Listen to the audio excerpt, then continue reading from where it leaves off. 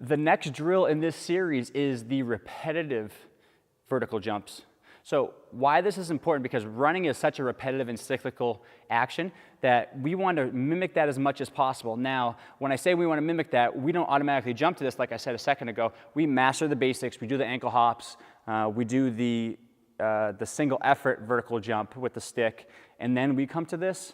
We don't always go to that just because it's more relevant to running, but this is a very good next step because it works on, can I load quickly and then can I get off the ground? So you think every time your foot hits the ground, hit the ground, load, go through mid-stance push off, hit the ground, load, mid-stance push off. It's kind of a very similar action, although the movement itself is more bilateral, which means we're on 2 feet. So what I'm going to do for this one is I'm going to hit the ground. When I come back down, I'm not going to hold the landing, rest, and reset in between each rep. I'm going to try to get right back up in the air again. So it's quicker in between. Again, just like the ankle hops, I'm trying to minimize that time on the ground, but we have a lot more to control. Instead of just doing the ankles, we have knees and hips, and then we have this kind of lean forward throughout the trunk that we need to control a lot more. So it's a little bit harder, which means the transition time is typically a little bit longer, but it's your goal to speed that up as much as possible to really kind of push yourself to be quick off the ground. So just to see a couple repetitions, I'll do 4 here so you can see.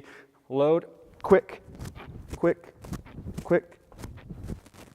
Okay, so 4 in sequence. Again, pretty challenging. You'll notice once you start to do more repetitions, if you're doing 6 or 8, as you get above 4 or 5, it will start to slow down a little bit. You really have to see, okay, how much elasticity and explosiveness can I maintain throughout these repetitions? Just because you can do 20 reps doesn't mean that's always the most valuable way to perform this exercise. See where you start to fatigue and then stop at that point. Hopefully then you can build up a little more endurance as you do this and maintain that explosiveness, but do not sacrifice the execution and the effectiveness of this exercise for more repetitions.